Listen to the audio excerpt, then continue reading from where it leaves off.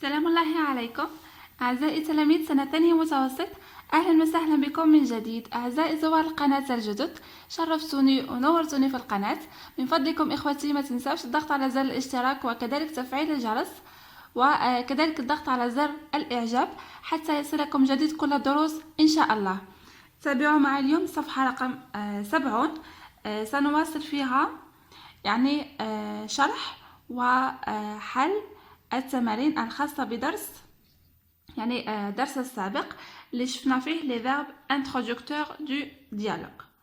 فوالا نكملوا فيها هذا الدرس اللي شفناه الحصة السابقة les verbes introducteurs de parole et les signes de ponctuation dans un dialogue. فوالا كملوا معايا لهنا. Les activités. Voilà, numéro 1, je mets les guillemets au bon endroit. Voilà, هنا عطانا جمل مكتوبة وكان المطلوب منا أننا نضع les guillemets هادو في المكان المناسب. نعطيكم فقط كيفاش نعرفوا نحطوا les guillemets هادو. les guillemets نروحوا directement نشوفوا le verbe introducteur.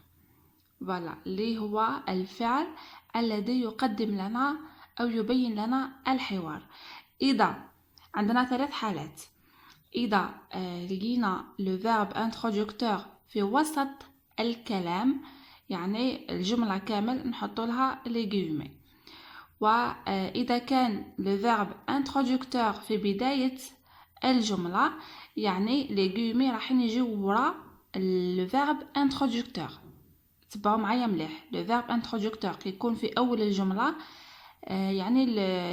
les paroles راح يكونوا وراء هذاك الفعل. وإذا كان le verbe introducteur في آخر الجملة les paroles راح يكونوا في أول الجملة. تبعوا معايا لهنا راح تفهموا أكثر. نقرأ أولا au dit maître Aliboran que je joue bien de la flûte. فوالا شوفوا هنا نروحوا ديريكتومون نحوسوا على لو فيرب انترودكتور. هنا عندنا لو فيرب دير راني مسطر عليه لهنا. دير هو لو فيرب انترودكتور. شوفوا هنا الموقع تاعو راهو جانا في وسط الكلام او في وسط الجمله. دونك لي غيومي نحطوهم هنايا من الاول الى الاخر. فوالا الجمله الثانيه je vais l'attraper et l'avaler dit le renard. سأمسكه وآكله قال الثعلب. هنايا لو فيرب انترودكتور راهو جانا في آخر الجملة. شوفوا هنايا الفاصلة من وراها جا لو فيرب انترودكتور. دونك لي غيومي راح نديروهم هنايا في أول الكلام قبل لو فيرب انترودكتور. J'espère que c'est bien clair. Troisièmement, tu es le phénix des hôtes de ce bois. فلات لو رونار. أنت أجمل الطيور في هذه الغابة. جامل الثعلب. فلات لهنا كما نقول واحد يجامل أو يذكر محاسن الآخرين. هنايا فلات c'est un verbe introducteur. شوفوا هو كذلك جانا في آخر الجملة. دونك les guillemets نحطوهم قبله. voilà. Le lion a répondu toi mais tu plaisantes. الأسد أجاب أنت هل تمزح. هنا le verbe introducteur جانا في أول الكلام أو في أول الجملة. a répondu c'est un verbe, c'est le verbe répondre, c'est un verbe introducteur. donc ورا les 2 points هادو ونحطو les guillemets حتى آخر الكلام. Voilà, j'espère que c'est bien clair. في هذه تروحوا فقط تحوسوا على le verbe introducteur وتشوفوا الموقع تاعو في الجملة باش تقدروا تحطوا les guillemets. voilà, هذا فيما يخص هاد l'activité. Activité numéro 2. Je choisis le verbe introducteur qui convient à chacune des phrases suivantes.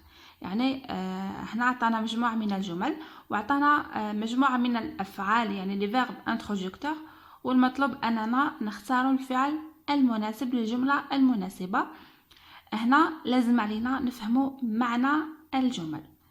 كي نفهموا معنى الجمل نقدروا نحطوا لو فيرب انتروجيكتور يعني كي كونفيان. عفوا.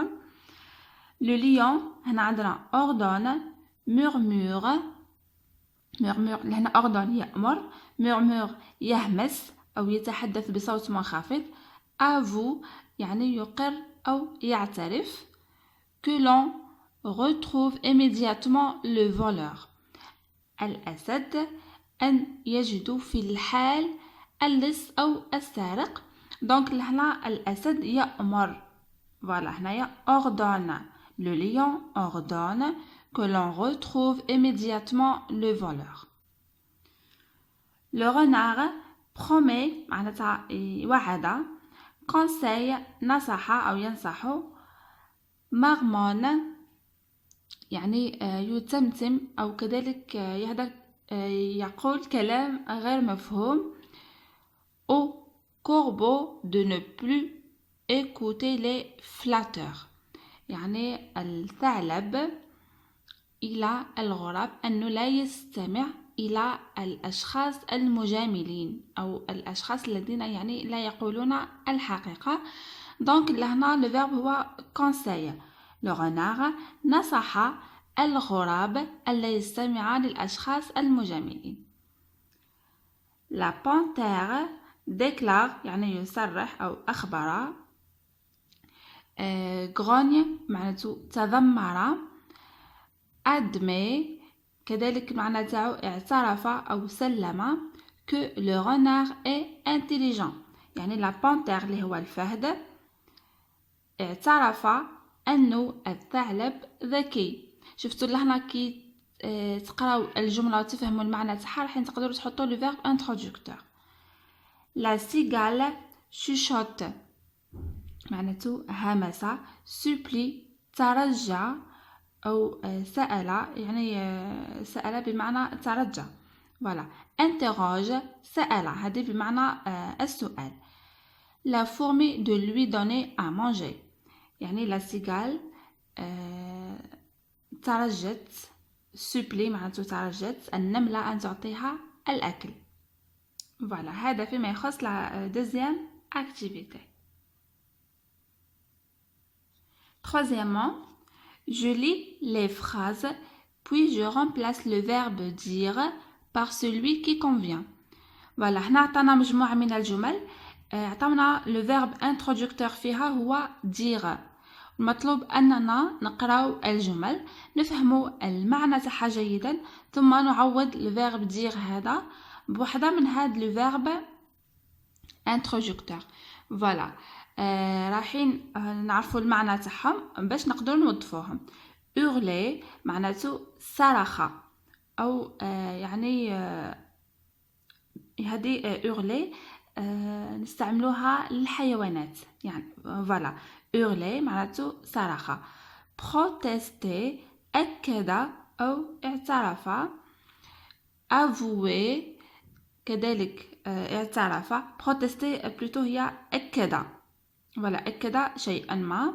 avouer اعترف أو سلم. menacer هدد. flatter جامل. voilà. جامل يعني واحد كي جامل واحد يعني يذكر له المحاسن تاعو. voilà. prends garde dit le renard انتبه أو احذر قال الثعلب. هنايا هذه الفيرب دير نقدروا نعوضوها بالفيرب menace يعني menacer هدد. voilà. prends garde يعني menace le renard لهنا نديرو menace. وهنا راح ننتبهوا pour la conjugaison des verbes parce que لهنا عطاوهم لنا في l'infinitif وهنا كي نجيو نعوضوهم في بلاصه le verbe dire لازمنا نصرفوهم مع le sujet qui convient. دونك هنا عندنا le renard هو il. menace راح نحطوا لها e. هذا راح ترجع في درس تاع le présent de l'indicatif. فقط ارجعوا للقناه راهو يعني البارح فقط حطيت فيديو فيها شرح مفصل وشرح واضح لدرس لو بريزون دو لانديكاتيف. هي خاصه بتلاميذ سنه اولى متوسط ولكن انتم كذلك راح يفيدكم هذا الفيديو. دونك نحطو هنا menace. La colombe m'a sauvé de la noyade dit la fourmi. اليمامه أنقذتني من الغرق. قالت النملة. هنايا النملة راهي تعترف أنه اليمامة أنقذتها من الغرق، دونك نديرو لو فيرب avouer. هنايا باش نصرفوه مع لا فورمي نديرو avoue. Voilà. Va et que je ne te reprenne plus sur mon territoire, dit la panthère. اذهب ولن أقبلك أبدا فوق أرضي أو في منطقتي. قالت أو قال الفهد اللي هي يعني لا بانتير. هنا لا فاصون تاعو كيفاش يقولها راح يصرخ أو يعني بصوت مرتفع، دونك أورل. حنايا نحطو أورل لا بانتير، أنا نصرفوها مع لا بانتير اللي هي elle. C'est ce qu'on m'avait promis, dit l'âne. هل هذا ما وعدتني؟ قال الحمار. يعني بروتست أكد. وهنايا لو فيرب دير يعني جا بمعنى تاع بروتست. Que vous êtes jolie, que vous me semblez beau, dit le renard.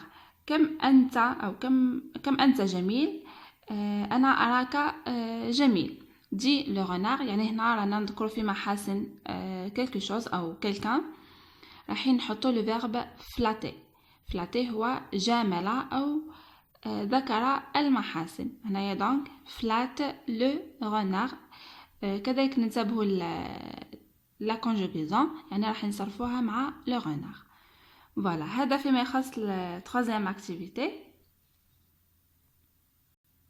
Activité numéro 5. Je rétablis le dialogue de cette fable. J'utilise les verbes introducteurs de parole et les signes de ponctuation du dialogue. Voilà, هنايا شوفوا عطانا قطعة من قصة. Voilà, والمطلوب أننا يعني نعاودوا نكتبوها أو نستخرجوا منها حوار. Voilà, باستعمال كذلك les verbes introducteurs de parole وكذلك les signes de ponctuation du dialogue. راح نقراوها مع بعض. فيما بعد راح نحاولوا نكتشفوا يعني الأماكن أو الأحداث اللي نقدروا نحولوها إلى حوار. تبعوا معايا مليح. Le colibri. Le colibri هذه هو طائر يعني عصفور، هو من أصغر العصافير الموجودة على الأرض. يعني هو vraiment minuscule لدرجة أنه يمكن أن نعتبره حشرة ولكنه عصفور. voilà هذا معناتها le colibri. Un gigantesque incendie ravagea la forêt. يعني حريق مهول أو حريق هائل التهم الغابة. Affolés, tous les animaux s'enfuirent. يعني خائفين ومذعورين كل الحيوانات هربت. Tous sauf un. Seul un étonnant petit colibri sans relâche faisait l'aller-retour de la rivière au brasier, transportant une goutte d'eau dans son minuscule bec pour la déverser sur les flammes. يعني كل الحيوانات هربوا كلهم باستثناء واحد كان يعني c'était un petit colibri كان مندهش وخائف هذاك لو بيتي كوليبري، ولكن بدون أن يستسلم كان يعني يدير الي روتور يعني ذهاب ورجوع من النهر إلى مكان الحريق. يعني كان يروح للنهر ويولي المكان الحريق يحمل قطرة ماء في منقاره الصغير. شوفوا لهنا مينيسكول معناته يعني فريمون صغير، يدل على أنه هذا العصفور صغير جدا. حتى يعني الماء هذاك اللي يحمله هو في المنقار تاعو يصبوا على يعني على النار. voilà. Immobile sur le rivage, les autres animaux supplièrent l'oiseau d'arrêter ses actions vouées à l'échec. يعني كانوا بدون حركة أو كانوا ساكنين على حافة النهر. الحيوانات الأخرى كانوا يترجوا في العصفور أن يتوقف عن أعماله التي ستبوء بالفشل. يعني العمل اللي كان يدير فيه هذاك لو بوتي كوليبري كانوا يقولوا له باللي رايح ماكش راح تنجح. فوالا indifférent à leurs appels يعني لم يكن يستمع إلى كلامهم. Le colibri continua sur sa lancée et les invita à se joindre à lui. Le colibri أكمل طريقه أو أكمل عمله ودعاهم للالتحاق به. À ces paroles, ils sortent de leur cachette et chacun à sa manière se mit à lutter contre l'incendie en apportant sa part. بهذه الكلمات خرجوا من مخبئهم وكل واحد بطريقته بدأ في مكافحة الحريق وكل واحد كان يحمل يعني واش يقدر عليه. Ainsi la forêt fut sauvée. بهذا الغابة أنقذت أو يعني أخمدوا الحريق. فوالا كما شفتوا لهنا النص يعني راهو سهل وكذلك راهم يعني هاد القصص ممتعة وشيقة. فقط راح نشوفوا وقتاش بدا الحوار. فوالا لهنا نبداو لهنا immobile sur le rivage les autres animaux supplièrent l'oiseau d'arrêter ses actions vouées à l'échec. لهنا نفهموا باللي الحيوانات راهي تتحدث مع لو بوتي كوليبري يعني السوبليير كانوا يترجاو فيه باش يحبس العمل تاعو. فوالا دونك منا يبدا الحوار. شفتوا كي تقراو النص مليح وتفهموه رايحين يعني تفهموا وقتاش يبدا الكلام بين الشخصيات. دونك لهنا نبداو الحوار. انا حضرت لكم يعني نموذج شوفوا معايا. فوالا رايحين نقراوه مع بعض. فوالا رايحين نعاودو من الاول ونشوفوا لو ديالوغ كيفاش نديروه. Un gigantesque incendie ravagea la forêt. Affolés, tous les animaux s'enfuirent, tous sauf un. Seul un étonnant petit colibri, sans relâche, faisait l'aller-retour de la rivière au brasier, transportant une goutte d'eau dans son minuscule bec pour la déverser sur les flammes.